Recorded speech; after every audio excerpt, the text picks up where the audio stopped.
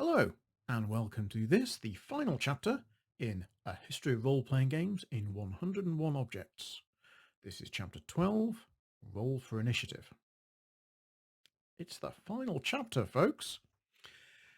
Thanks for sticking with us. If you remember in Chapter 11, we were mostly talking about 5th edition Dungeons & Dragons, and that's probably a good place to start for Chapter 12, because what we're going to look at in this chapter, we're going to sort of take a step back, and we're going to take a look at what the industry is like right now, what the hobby is like right now. And that's interesting to start off with, because this is actually the second time I've recorded this video. I originally recorded this series of videos over a year ago, and quite a bit has changed since then, which has rendered, well, shall we say dated one or two of the things that I said in the video. We'll come to that later. It also means I've got a longer beard. This isn't staying. I'm going to get rid of the beard possibly later today. But you'll notice the continuity error compared to the shortness of the beard in earlier videos. I apologise for that. Right, okay. I want to talk about what's being played right now. What people are playing in role-playing games right now. Now, this is always very, very difficult to determine, because most people play role-playing games at home and with their friends, and they don't tell anybody what they're playing, so it's difficult to keep track. However, lots of people, and particularly at the moment, as you'd imagine, if you're coming to this video in like 5 years' time, we're in the middle of the COVID-19 lockdown. I say in the middle. Who knows? We won't be near the end. I don't know. Today, in fact, I've just been rung up by my health centre to invite me to come in for my first vaccination, which is exciting. So that gives you some idea of where we are if the world has gone back to normal in a few months or a few years or whatever. Hopefully YouTube is still around and you can still see this video. But anyway, in terms of finding out what people are playing right now, we can work out what people are playing using certain online RPG services. We've got something called the All Group Industry Report. Now, the All Group makes one of these online RPG virtual tabletops. It's called Roll20, and it enables you to play D&D or other role-playing games online with your friends around a shared app with shared dice rolling and being able to move virtual counters on a virtual tabletop and so on. And you need to take the statistics with more than a pinch of salt, because like I said, it doesn't in any way reflect games that people are playing outside of Roll20, which might be traditional round the table in some parts of the world. And it might be people using other online virtual tabletop systems, or people just playing using things like Skype or Zoom or Microsoft Teams, etc., etc., etc. But I can show you some statistics, and we've got them here now. These show you of people playing Roll20, what percentage of campaigns used each popular role-playing system. And I've got two columns, one that shows quarter 2 in 2019 and one that shows quarter 3 in 2020, which are the most recent stats I could get. So what does that tell us? Well, top line, very, very obviously, D&D 5th edition is massively, massively popular, and it's in fact got more popular in the last year and a half. It dominates the market. More than half of the people playing on Roll20 are playing using 5th edition D&D. I suspect the percentage is probably a bit lower if we were to ask what how many people are playing 5th edition D&D of all RPG campaigns. But on Roll20, 51.87% in 2019, and now up to 53.26%. That's a huge number. Let's leave apart the uncategorized, which I think could be people who are playing, who didn't declare what system they were playing on Roll20, people who are playing homebrew RPGs, etc., etc. Let's leave those 14% of people aside. Well, let's think about Call of Cthulhu, which has increased its market share on Roll20 and is now accounts for 11.3% of all campaigns being played on Roll20. Now, I think Chaosium would have to be very, very pleased with that 11.3% figure. That's enormous.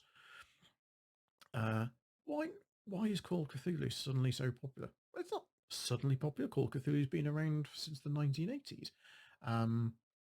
But it's clearly become significantly more popular. I think there's more popular culture awareness of the works of H.P. Lovecraft. I think, and that definitely has played a part. Also, I think a big part of it for Call of Cthulhu is the quality of the product being produced right now by Chaosium. And that brings us to Object 91 of our 101 objects. Now, Object 91 is a campaign for Call of Cthulhu. It's the current edition of the classic Masks of Nyarlathotep campaign, which in a previous and rather slimmer incarnation was once voted the best role-playing game campaign of all time. Call of Cthulhu's got a bit of a reputation for these very long, involved, published campaigns. I've run a couple of them myself. I loved them. My players loved them. That was Horror on the Orient Express, and in particular, my absolute favourite RPG campaign of all time, which was Beyond the Mountains of Madness. One of the famous ones I've never run is Masks of Nyarlathotep. It's on the bucket list RPG campaigns I'd like to run. So here is the current edition of Masks of Nyarlathotep. It's my personal copy, signed by, let me show you that. Oops. Signed by Mike Mason, who's the guy in charge of Call of Cthulhu nowadays. I'll show you this. It is enormous. Yeah, special Keeper's screen, Keeper's GM in Call of Cthulhu. 2 whole books. Dark schemes herald the end of the world. It's a very, very involved campaign to run, Masks of Nyarlathotep, and also to be a player in. It asks a lot of its keeper, its GM, and it asks a lot of its players. You need to be, the sort of players that are very good at keeping notes, interpreting notes, trying to, work out what's going on, that kind of thing.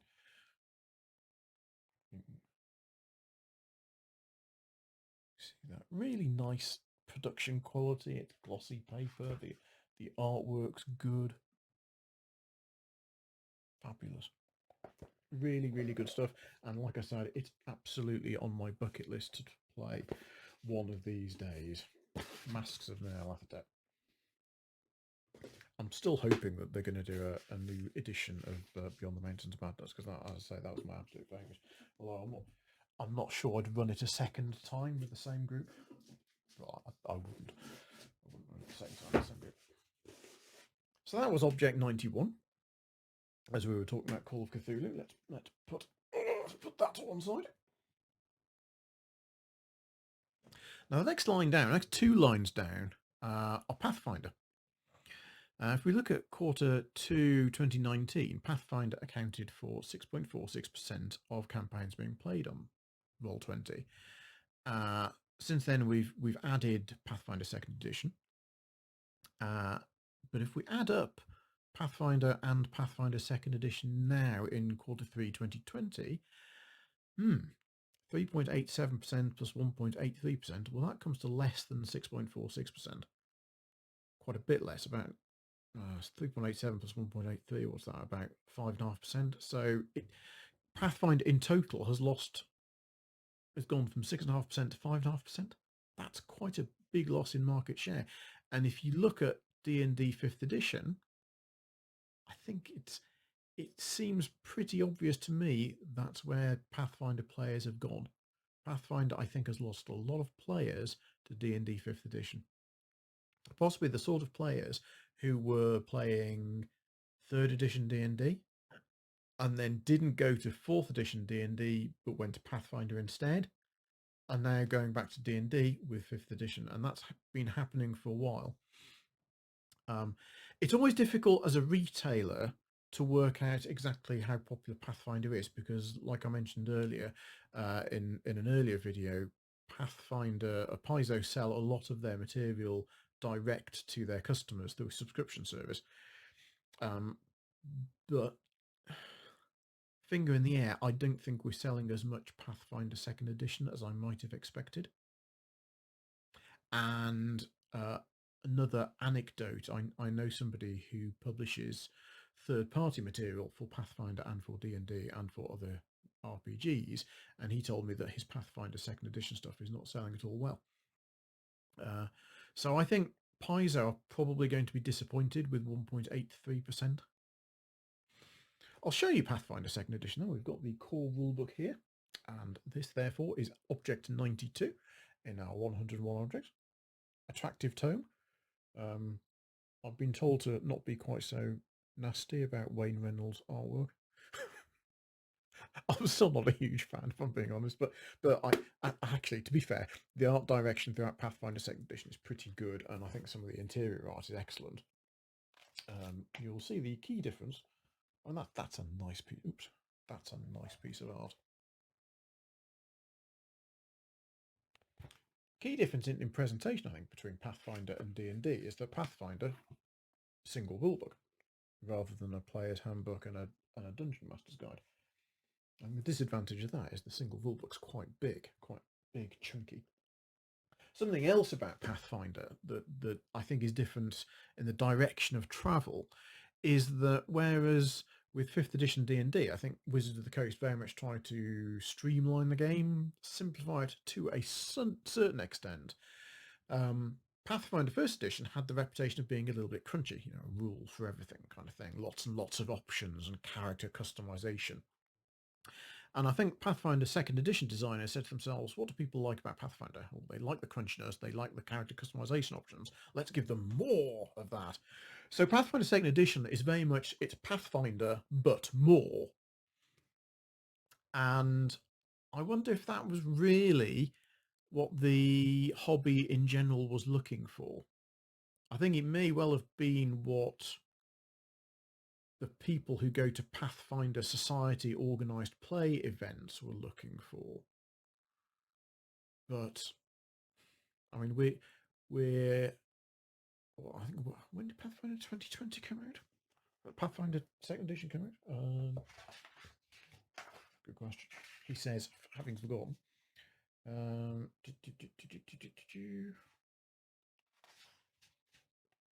think it was 2019, wasn't it? So we're well into the life cycle of 2nd edition now. And looking at those statistics, Pathfinder 1st edition is still being played on Roll20 by about twice as many people as 2nd edition. That says to me that a lot of the people who are playing Pathfinder wanted to staying with what they had, and they probably had, a huge stack of hardback rulebooks that they want to keep. And not as many people have gone over to 2nd edition as Paizo might have hoped for. So yes, that's Pathfinder, and that's the situation that Pathfinder finds itself in. Next line down is D&D 3rd and 3.5th edition, which essentially is very similar to Pathfinder 1st edition. Let's be honest. Pathfinder 1st edition, as we established in an earlier video, Pathfinder 1st edition, it was essentially an extension of D&D 3.5, and D&D 3.5 is still being played, but it's lost 1/3 of its player base on Roll20 in not much more than a year. Where have they gone? Again, I think they've gone to 5th edition. Next line, Warhammer and Warhammer 40k RPGs. Down a little bit. There's been, I suspect that'll go back up because we've had a major new RPG release in that line very recently, which won't show in the 2020 figures. There's a whole series of Warhammer fantasy role-playing games over the years. The new one is by Cubicle 7, so it's gone back to being a British RPG. The 3rd edition had been done by Fantasy Flight and came in a big box with cards and weird dice and so on, and it didn't feel quite like a normal RPG. And I think compared to 2nd edition, which was very much loved, a lot of people were disappointed in it. 4th edition is much closer to 2nd edition in feel and has been very, very popular. and it's published by Cubicle 7. The latest version of Warhammer 40,000 RPGs was called Wrath and Glory, and was originally published by Ulysses Spieler in Germany. Had some criticisms for, tables not adding up and badly edited and that kind of thing, and that's now been taken over by Cubicle 7 as well, and in fact that's going to be Object 93. This is the Warhammer 40,000 Wrath and Glory rulebook Cubicle 7 edition. Great art, really, really good art. This is again, it's a high quality product. It's glossy. There's color art on pretty much every page. Love that. I love that role-playing game rulebooks now, as standard, have glossy art on every page.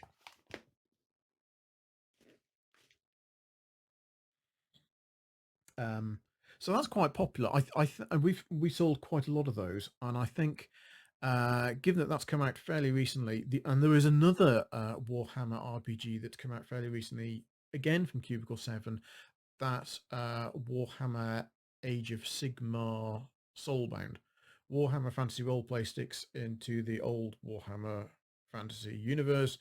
Soulbound is the Age of Sigmar universe, and Warhammer enthusiasts will know more about the distinctions than I do, if I'm being entirely honest. So that's Warhammer. Again, I think that'll, if we get a number, if we wait another 18 months, I think that number in that column will go up. World of Darkness next. There's a lot of different World of Darkness RPGs. Obviously, there's Vampire the Masquerade, there's the Werewolf, there's Mage, yada yada yada. But I suspect nowadays probably what most people are playing is some version of Vampire. There is a newer. This is a new edition. This is I think it's 5th edition. Actually, this is the collector's edition with a sort of, I hesitate to say it feels like human skin, but it's a leatherette cover that feels a little bit weird. And a nicer embossed red for. As you can tell, I'm a bit of a sucker for limited edition hardbacks. There has been a little. I've seen a little bit of criticism online of the new system. From old World of Darkness enthusiasts, but I think by and large its reception has been quite positive. That's being produced by Modiphius, so once again that's a British company. Obviously, original World of Darkness was all by White Wolf, not a British company. But Modiphius has taken over for Vampire. We haven't seen as much material released for it as perhaps we would have hoped. There were a couple of supplements came out fairly early on. I haven't seen much of late. Actually, no, there's London and so on. So, but it seems to be coming out in a bit dribs and drabs. If you remember back to the 90s when World of Darkness was really big, there was just tons of material coming out all the time. And I suppose the new edition of Vampire the Masquerade is following 5th edition D&D in that, in going for fewer, higher quality items rather than just churning out stuff every month. I don't think that's necessarily the wrong way to do it. Okay, that was World of Darkness. So this was Object 94. Next on the list, Object 95, in fact, and the next line down, Starfinder. Starfinder is also by Paizo. Starfinder is basically Pathfinder in space. Pathfinder in space. It's a science fiction role-playing game, but it's science fiction with a lot of fantasy in it.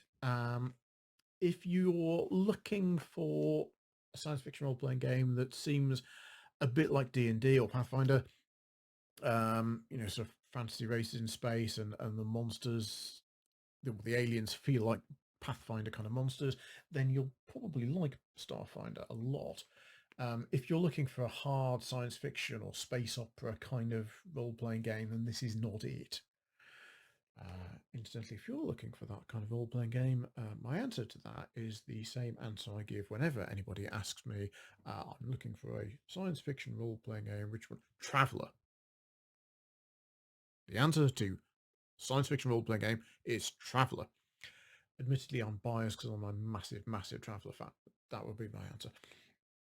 If you want though, Pathfinder in space, Starfinder. So that was object number 95. Next line down, Star Wars role-playing games. Star Wars has been big for ages. And there have obviously been a whole series of Star Wars RPGs over the years. Let's see, there's been the original West End D6 version, the Wizards of the Coast D20 version, and there was a second edition of that as well, Wizards of the Coast Saga edition, and then more recently, Final Fantasy Games have done a whole series of RPGs for Star Wars, each one essentially using the same system. They're completely compatible with each other, but by and large you buy a different core rulebook depending on what kind of game you want to play. So if you want to have a campaign where the characters are rebel X-Wing pilots, for example, then you would get Star Wars Age of Rebellion. If you want to be Han Solo shooting first in Mos Eisley, then you want Star Wars Edge of the Empire. And if you want to be, let's say, a Jedi researching the ways of the Force, then you want Star Wars Force and Destiny. As I say, they're all compatible, and FFG supported these quite well for a while. But FFG's relationship to its own RPGs seems to be they seem to be letting go of RPGs to some extent. It's not completely getting out of the industry, but they're certainly putting a lot of less effort into RPGs than they used to, which is a shame because I think some of the stuff they produced for the Star Wars RPGs was very good. Let's give you an example. This is Object 96. This is a supplement for Star Wars Age of Rebellion, and this is if you want to be one of those X-Wing pilots. This is a source book for aces. Star Wars Age of Rebellion, stay on target. By and large, this is what we call a splat book. There's one of these for every character class kind of thing, but with details on all the things that matter if you're a pilot. And there are similar books for soldiers, for engineers, etc., etc. So that's Object 96. And then our final named game, although it fell off the top systems in Q3, Shadowrun. Now Shadowrun's been around a while again, now in its 6th edition. So I'll show you Object 97 is the current Shadowrun 6th World or 6th edition core rulebook. And this is now produced by Catalyst. Shadowrun was originally by FASA. There are a couple of different publishers. And once again, it's a really nice glossy rulebook. Actually very glossy. Shadowrun's always had good art, actually. Shadowrun has always had good art. Still very popular, Shadowrun. But clearly less popular than it used to be.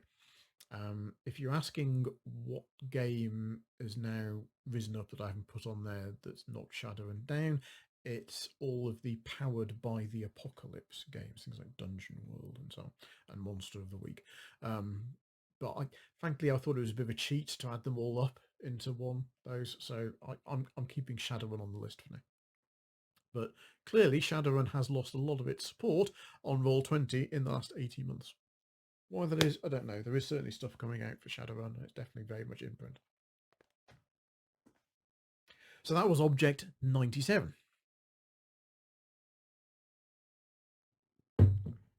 So that was, as far as we can tell, as I said, it's depending on what people are playing on Roll20, a very specific online platform, not necessarily what people are playing generally, or what people might be playing once they get back out of lockdown, or what people are playing on other platforms. That gives us some idea, though. That's what people are playing. I want to move on to something though. I want to move on to accessories now, because I think that's a big part of the modern RPG industry is accessories. You know, as a retailer, we sell lots and lots of role-playing games. We also sell accessories for role-playing games, and obviously that's things like dice and miniatures. Now, back when role-playing started, people were lucky to get a set of polyhedral dice. There are certainly early basic D&D sets didn't come with dice because TSR couldn't actually get any, and they had to come with little cardboard chits that you cut out with numbers in them, and you pulled a number from a bag. Nowadays, though, dice, not only are dice easy, plentiful, and cheap, the quality of the dice seems much nicer than the earlier dice did. If you see old dice, they often seem to have, you know, odd moulding lumps, so they're not completely regular. People who've had them for a long time, they've worn and they're a bit round because they were made out of softish, malleable plastic. Whereas nowadays you can get even cheap dice are really nice quality. And if you want to spend a bit more on a luxury product, you can. So Object 98 is the contents of this tin. Now, this is something we actually have in stock right now. These are dice, but they're dice made out of genuine semi-precious gemstone, carnelian to be precise. These are carnelian dice. I'll hold the D20 up to the camera, see if it'll focus on that.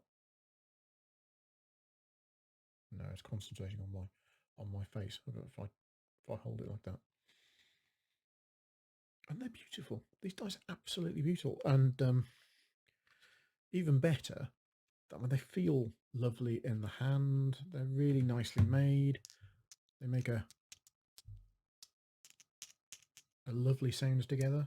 And these are genuine carnelian semi-precious stones. Gorgeous.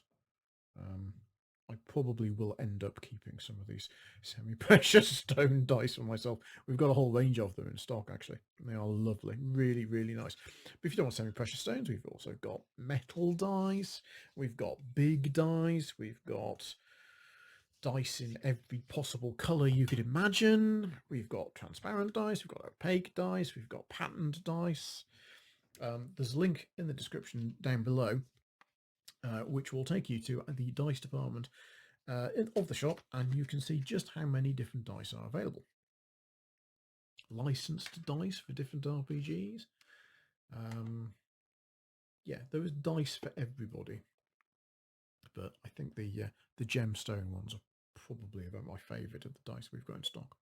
So that luxury dice in general was Object 98. Object 99, let's talk about miniatures. Because I think this is a bit of a golden age for miniatures now. Although I think possibly what could really change it is the point at which 3D printing becomes really cheap, really easy, so that people will literally just print off miniatures. You can do it now, but it's not quick. At the moment, though, you're seeing a lot of miniatures, and really, really good ones. And whereas in the past, if you played D&D with miniatures in the 70s, you would have struggled to find miniatures to represent your D&D monsters.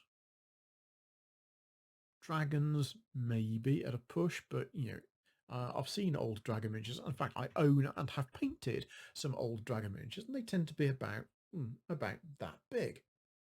Whereas I'll show you a copper dragon that I painted myself fairly recently that I bought.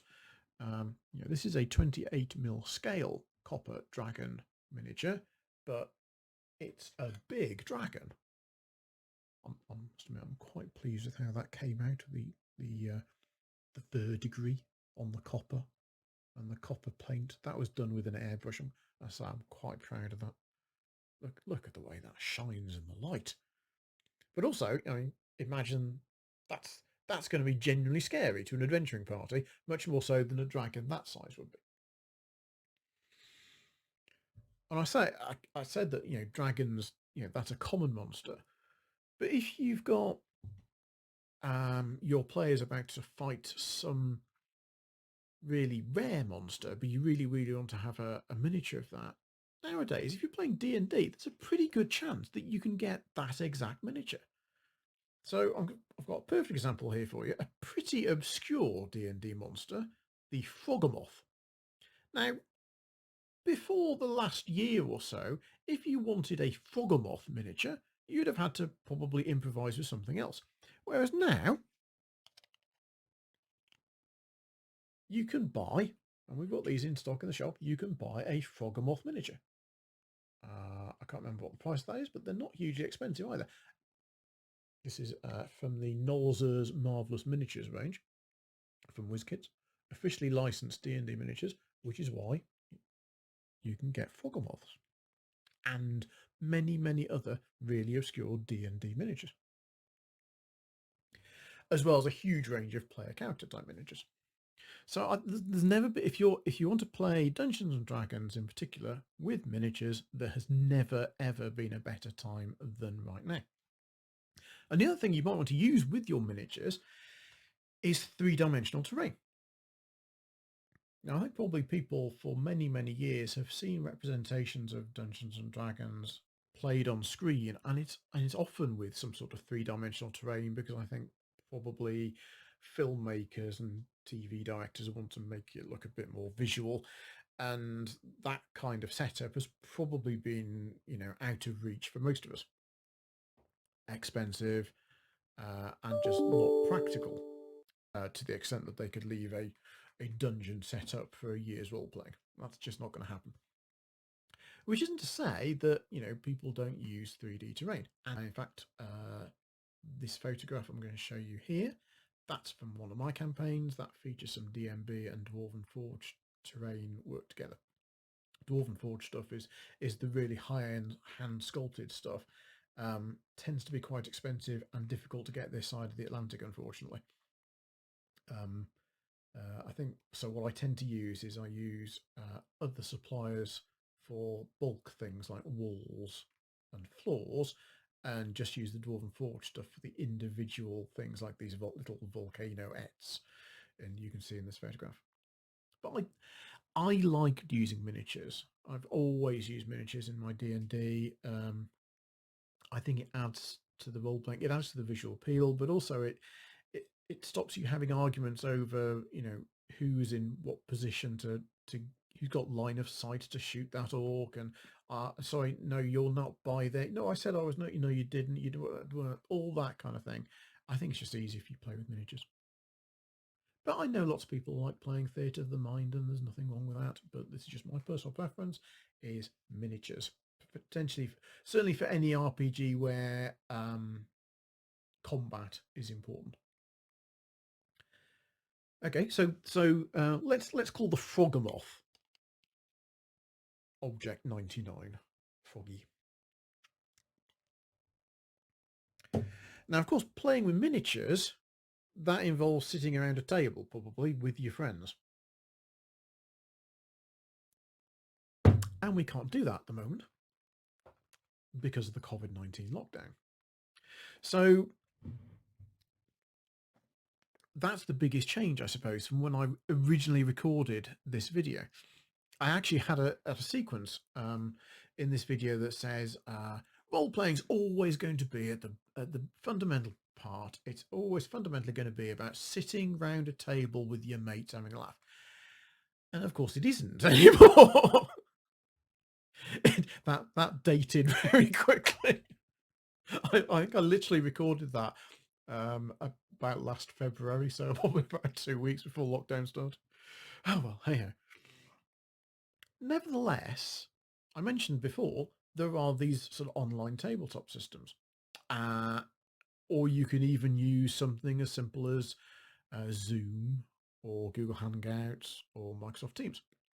My own group, in fact, since lockdown began, we've started playing a campaign using the old BX, Basic Expert D&D rules. We've played through Keeping the Borderlands, we've played through Hover on the Hill, and we're now well into module X1, the Isle of Dread. And I'm the player, not a dungeon master for a change, which is nice. I'm usually the dungeon master in our group. And it's a lot of fun. And we're simply using Microsoft Teams for the video conferencing side, and a website called rolldicewithfriends.com to roll the dice so everybody can see the results. And that's it, really. The exotic sort of virtual tabletop things like Fantasy Grounds and Roll20, and this screenshot here is a screenshot of people playing Savage Worlds on Roll20.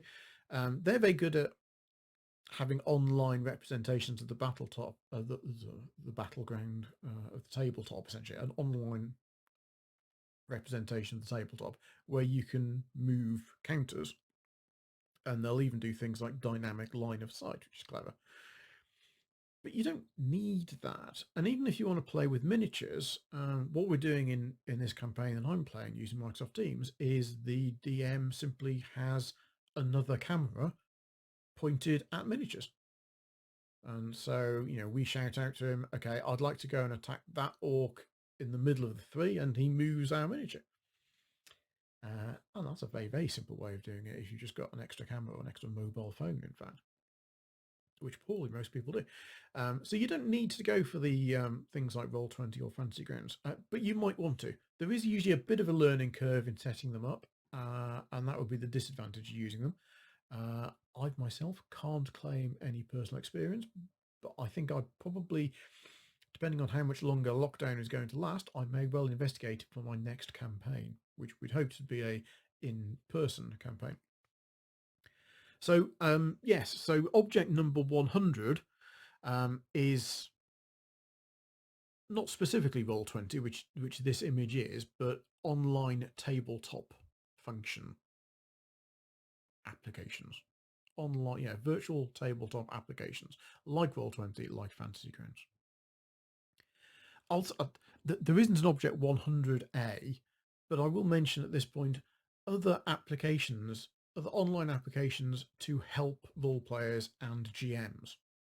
And these can be things like D&D Beyond, which, amongst other things, has encounter builders for the DM to quickly generate an encounter, roll the hit points and so on, pick the monsters out, and it'll work out what challenge rating that is. And for players, character generation applications. So rather than sort of be flicking through the player's handbook, you do it online. It does all the rules. It does all the roll, and you roll dice online. Those are very good. Something I myself am using a lot at the moment, as I say, I've got a new D&D campaign in development, shall we say, is I'm using an application called World Anvil, which you can get at worldanvil.com. And World Anvil is world building software. It's a website, and basically when you create your new campaign setting, so mine is called which is the home to the continent of Etria, home to the glorious celestial empire. I think it's something like that. Rather than just scribble things in notebooks, which is my general way of doing campaign building, type it in, and essentially you're creating a campaign setting wiki as you go, and everything is hyperlinked. So if you say high elves are elves that are unlike wood elves are blah blah blah, and you'd have elves linked to your article on elves, wood elves linked to your article on wood elves, and you could have etc etc etc. I think World Anvil is fabulous. I'm really enjoying it. Heavily recommended. So go to worldanvil.com and check it out. So anyway, enough about virtual tabletop. Because I want to get back to my final object, actually. Object number 101, the last object in our history of role-playing games in 101 objects. And it's not really an object. I sort of cheated. It's represented by this photograph, which was supplied to me by one of our local RPG clubs, Roleplay at Plymouth. If you're in the Plymouth area looking for role players, check them out. You'll find them on Facebook. And it represents the fact that, okay, we're in lockdown, but fundamentally what role-playing games are about is a bunch of friends getting together, sitting around a table, having a laugh. And it doesn't really matter if that table is a virtual table. Role-playing games are still fundamentally about a group of friends getting together in real life or virtually and having a laugh. And I think compared to most hobbies, role-playing games are really good at that. And that's why they'll continue to be popular, because deep down, most people like sitting around with their friends having a laugh, but they also sort of need an excuse to do it. So we're quite happy to schedule role-playing once a week at 7 p.m. on a Tuesday, but we probably wouldn't schedule have a chat with the same group of people for 3 hours every Tuesday evening at 7 p.m. That would seem a bit strange, so people don't do it. But we like that excuse to have a sit down with our friends and have a bit of a laugh. And that's why role-playing games are so great. Now that is pretty much the end of our history of role-playing games in 101 objects. There's a couple of things I want to do before we go. I hope you've enjoyed the journey, the voyage, if you like. I also hope that you'll buy some role-playing games from the shop on the Borderlands. There's no adverts on this video, at least none that we're getting paid for. And so what I'd like you to do is go to www.shopontheborderlands.co.uk and have a good browse through our selection of role-playing games. We've got, I reckon, easily the biggest selection of RPGs in the UK, and I suspect one of the biggest selections of any RPG shop anywhere in the world. We have literally thousands of different product lines, going right back to original D&D, first edition AD&D, classic RuneQuest, classic Traveller, right up to modern RPGs. And off the top of my head, 3 brand new RPGs came in this week that we've not stocked before that are absolutely brand new to the shelves. So we're getting new stuff, but we've got tons of old stuff as well. We're getting new stock all the time. If you want to find out what we get in each week, we send a newsletter out every week with details of what's arrived.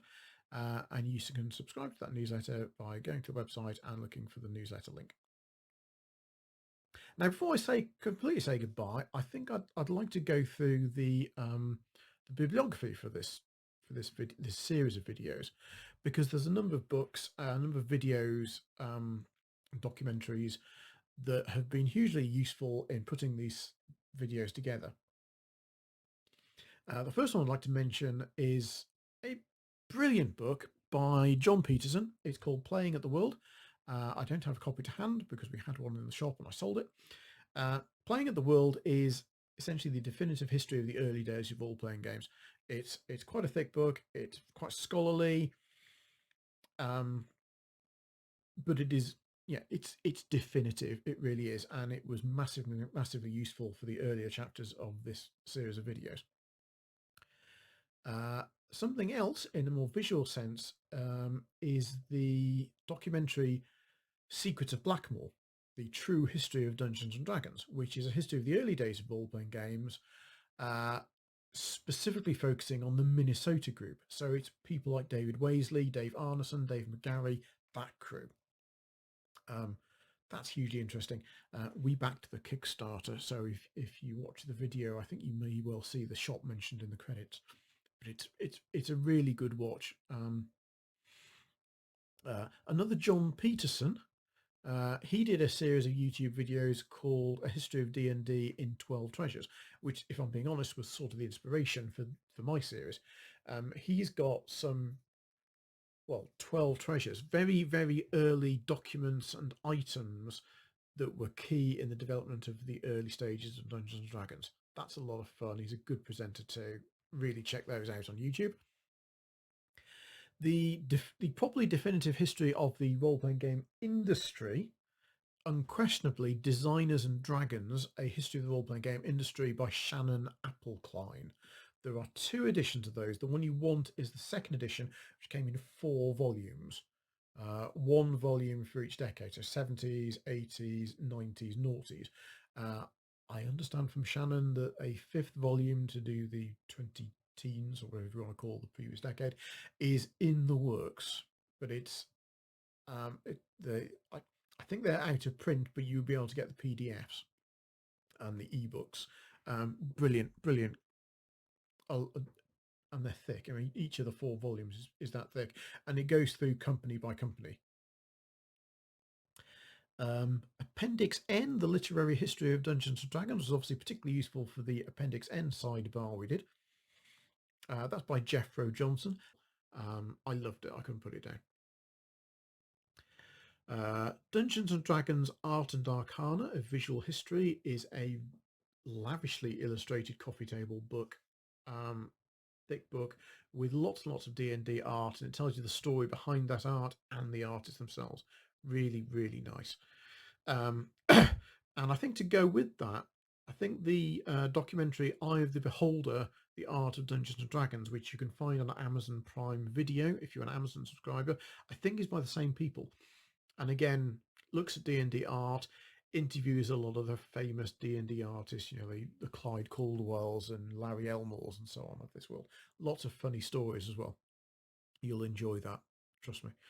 And then final one I've got on there was Michael Whitwer's Empire of the Imagination, Gary Gygax and the Birth of Dungeons and Dragons, which tells the story of, I suppose, the Lake Geneva side of things in the development of D&D. So that's my key bibliography, and I would like to give special thanks to John Peterson and to Griffith Archduke, who is the person behind Secrets of Blackmoor, for their permission to use certain still videos in this series of videos. That's it, really. So, once again, I hope you've enjoyed this series of videos.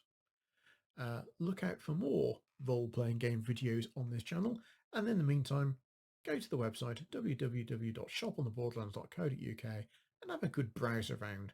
You might be reminded of some great RPGs you remember in the past. Goodbye.